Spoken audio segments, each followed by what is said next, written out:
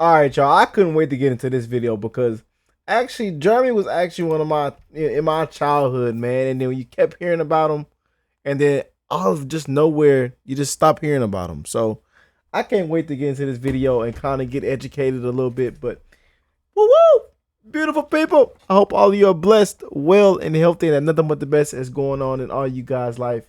Hey man, I love every last one of y'all. And we have another video from Latest Hoops. And let's get into this one, man. This is what really happened to Jeremy Lin. Heartbreaking. Let's get into it, y'all. And if you have any requests or anything you want to send me, keep sending it to me. This was actually in my comment section. Let me see. And I took a screenshot of it. And I believe it was Tony. Yeah, Tony said, "Look, Rick, go check out what really happened to Jeremy Lin on the Latest Hoop. It's a really good one." And then he also put another request to check out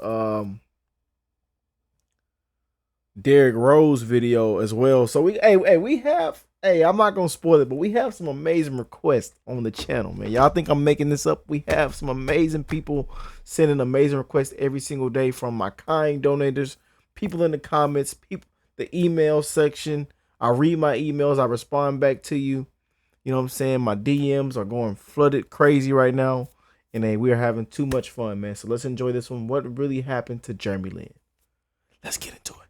2012 on the 4th of February, Sunday night. The New York Knicks were on their back legs. It was the year 2012 on the 4th of February, Sunday night. The New York Knicks were on their back legs and had just stumbled into Madison Square Garden, having lost 11 of their previous 14 games. They were pitted against the lowly New Jersey Nets and had to make a win, but things were still not pretty for them. After the first quarter of play, they were behind 30-20, and it was becoming increasingly clear that a drastic, desperate move was necessary. Coach Mike D'Antoni, out of options and prepared to do anything, decided to send his third-string point guard, an Asian basketballer called Jeremy Lin, who very few people knew about, into the game. Coach D'Antoni had no choice. He had tried everything and nothing was working.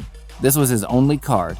However, his only option turned out to be his best option, and that desperate decision became one of the most unbelievable moments in NBA history. Jeremy Lin turned that night on its head, and we all witnessed the birth of the linsanity phenomenon. That night, he played 36 minutes, scored 25 points, and issued 7 customized assists that led to a 99-92 victory against the New Jersey Nets. However, 10 years later and at the age of 32, Jeremy Lin is nowhere to be found in the NBA. How did the linsanity phenomenon phase out of the NBA, and where is he now? In this video, we'll be diving into the tumultuous story of Jeremy Lin, his rise to a short-lived superstardom, what led to his fall, and his several attempts at a comeback. While Jeremy Lin might have taken the NBA by storm in 2012, those who are familiar with the 6'3" basketball player can attest to the fact that he had always been a fantastic player. The problem was he had always been overlooked. Anyone can point to several reasons why Lin was overlooked time and again through his career as a basketballer, but no one will ever say it was as a result of a lack of skills or an inflated ego, because Lin was undeniably skilled and a team player, humble and level-headed. His game is running the show. I mean, his strength is being the leader and making the decisions for the team. I mean, that's his number one strength. When he was a child, his parents were instrumental in his journey towards a basketball career. While his father taught him, along with his 2 brothers, how to play the game, his mother organized a national basketball program in Palo Alto. He was 5'3", 120 pounds, so the question right from the start was, is he going to get big enough and strong enough to play at the high school level? Working with coaches to ensure that his playing did not affect his academics. Lin would eventually become captain of his high school team, destabilizing the prevailing system and ousting the nationally ranked Maitre D 51-47 for the California Interscholastic Federation Division II state title. It's the best feeling to go out on top. I mean, it is a dream come true. He was named first-team All-State and Northern California Division II Player of the Year and ended his senior year averaging 15.1 points, 7.1 assists, 6.2 rebounds, and 5 steals. This is where things started to become difficult for young Lin. Despite the awards, accolades, and undeniable skill, Lin wasn't getting any scholarship offers from any university. So Lin decided to send his resume and a DVD of highlights of his high school basketball career to all of the Ivy League schools, the University of California, Berkeley, including his dream schools, Stanford University, and the University of California, Los Angeles. However, none of them were interested in offering Lin an athletic scholarship. Only Harvard and Brown guaranteed spots for him on their team, but the problem was that Ivy League schools do not offer athletic scholarships. It was becoming quite clear that there was an issue here. Jeremy Lin would later say that it was a race issue and that it was not hard to see the point he was making. For some prejudiced reason, a young basketballer of Lin's skill was not being actively recruited because it was unusual for a person of Asian descent to be playing basketball, even if that Asian person was as skilled as Jeremy was, and had already proven himself on the court in his high school competitively. The hurdles had started assembling themselves, but Jeremy Lin was determined to prove himself and overcome every obstacle on the path toward achieving his goal of competing in the NBA. So he joined Harvard and got his place on their team. In his first year, he wasn't anything spectacular, and was the physically weakest player on the team, but by his second year, Lin had matched up and averaged 12.6 points. By the time he got to his junior year, he was the only NCAA Division I men's basketball player that ranked in the top 10 in his conference after an impressive all-around performance that played him as a consensus selection for the All-Ivy League first team. This was all in his first year. Most notably, he took his team to mercilessly defeat the 17th-ranked Boston College Eagles after they had just defeated the number 1 ranked North Carolina. His senior year saw him get better and better, and among the numerous awards he got for himself and his team, Fran Fraschilla of ESPN named him one of the 12 most versatile players in college basketball. Hall of Fame Connecticut coach Jim Calhoun attested to the fact that Lin could play for any professional team, citing his maturity, skills, and overall composure. For anyone with Lin's level of achievement, the NBA would seem like a done deal, but things were only getting tougher for Lin. Even though he had set numerous program records with Harvard, including 21 wins, 11 non-conference wins, and 11 home wins, even though Lin finished his career as the first Ivy League player to record 1,483 points, 487 rebounds, 406 assists, and 225 steals, no one in the NBA would draft him. Were they snubbing him because he attended Harvard, an Ivy League school, or was it because no one was ready to consider an Asian American rookie? We can't say for certain, but what we know is that at the 2010 NBA draft, despite his credentials and apparent skills, Lin was snubbed. However, Lin, in his signature dogged fashion, decided that if they weren't going to notice him, then he would force them to notice him. First, Lin joined the Dallas Mavericks for a mini-camp and was invited by Donnie Nelson to play in the NBA Summer League in LA. Again and again, Lin proved himself, averaging 9.8 points, 3.2 rebounds, and 1.8 assists in 18.6 minutes per game, and sent a team that was once flopping to the very top. Talked to Cuban and he said you have a very high basketball IQ. You know, I've been blessed by God to be in this opportunity. I could never have seen this coming. It was after his stint at the Summer League that Lin began getting offers from teams like the Mavericks, Golden State Warriors, and the Los Angeles Lakers. Soon after, Lin signed a 2-year deal with his hometown Warriors, which partially guaranteed him a place for the 2010-11 NBA season. With the signing, Lin became the first American of Chinese or Taiwanese descent to play in the NBA. He was ready to prove himself once again, and he had the support of the Asian American community. However, things didn't exactly become easy for the young man. He received very little playing time because there were 2 other ball-handling guards, Curry and Monta Ellis. Soon enough, he was assigned to the Warriors' D-League affiliate, the Reno Bighorns. There, he got more playtime and soon proved himself again by averaging 18 points, 5.8 rebounds, and 4.4 assists in 20 games. Jeremy Lin would finish his rookie NBA season averaging 2.6 points on 38.9% shooting in 29 games. In the offseason, Lin would get injured and recover from it. Then he played for the Dongguan Leopards in the Chinese Basketball Association, where he dominated and was named MVP of the tournament. Lin worked to improve his abilities all around and added some pounds. However, on the first day of training camp, the Warriors waived Lin.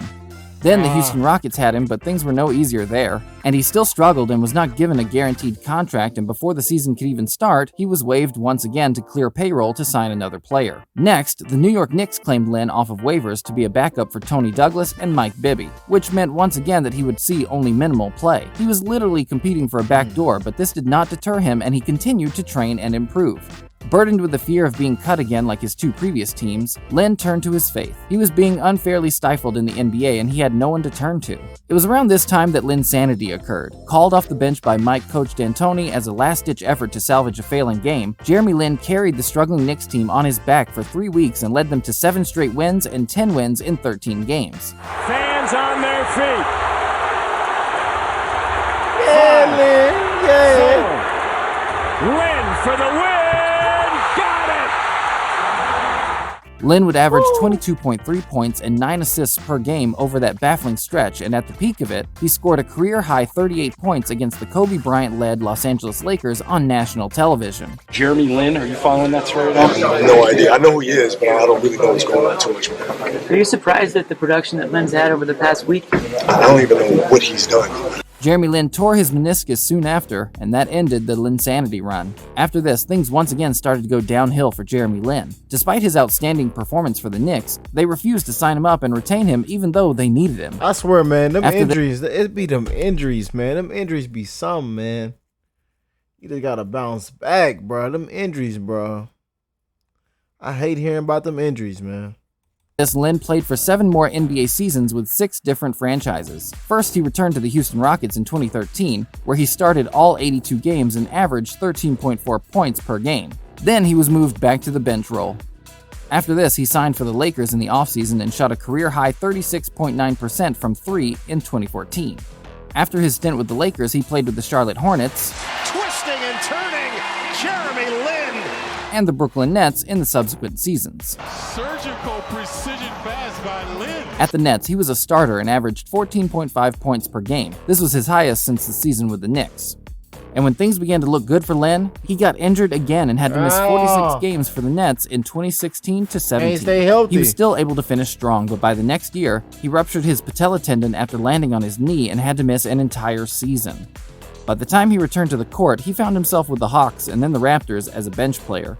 His stint with the Raptors was by far his worst run. The Raptors won the NBA Finals against Lin's former team, making him the first East Asian American as well as the first Harvard graduate to play in an NBA Finals.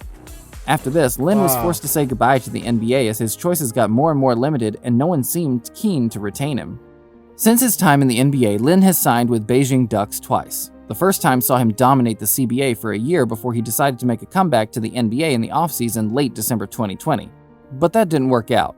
His original team, the Golden State Warriors, the only option for him was to play in the G League with rookies. While this would have been an insult to anyone with Lin's record, achievement, and stature, Lin saw it differently. In his mind, this was another opportunity to prove himself. And prove himself he did. In the 9 games he played, the veteran averaged 19.8 points and 6.4 assists per game, while shooting 50.5% from the field and 42.6% on three-pointers. Still, this was not enough. As much as I want to tell you that Jeremy Lin is finally in the NBA and that he now has a steady career, it's just not the case. On the 11th of June, Lin announced that he was returning to the Beijing Lions, saying he felt he had been abandoned by the NBA, a bittersweet ending to an undeniably skilled player. Or is it? Jeremy Lin is 32 and most would argue is now considered an old athlete. Too old for the NBA? If you ask me, I would disagree. Lin is not the only 30-something-year-old to play in the NBA. Chris Paul, Paul George, Klay Thompson, Russell Westbrook, King James are all names that come to mind when you think of players past 30 who are still in the game. Age is not the only reason Lin is having it difficult in the NBA. The reason has been there from the very beginning. From Harvard straight into the NBA. People have disregarded the undeniable skill of the Asian American player, with team coaches and managers all admitting later that they had made a mistake by not signing or drafting him. However, this does not diminish Lin's achievement as a player in and out of the NBA. His story of doggedness, not giving up even when all the odds were stacked against him, setting a model for young Asian Americans whose dreams might be to play in the NBA one day. We can only hope that before he retires, he gets one more chance to play in a league that still hasn't learned to appreciate his undeniable talent properly. Comment below to let us know your thoughts, and be sure to subscribe for more. And don't forget to turn on notifications. Y'all right with that Jeremy Lin? That man Lin, man. I'm trying to tell you, I'm in one point. That's all we can talk about is Jeremy Lin, Jeremy Lin, Jeremy Lin. Then boom, silence. Yeah, man. Y'all let me know what y'all think about that video. We have many more to check out, and we're gonna keep this thing rolling, man. I love every last one of y'all. Y'all have an amazing rest of the day. And hey, I will catch y'all in the next one, man. Peace and love, y'all.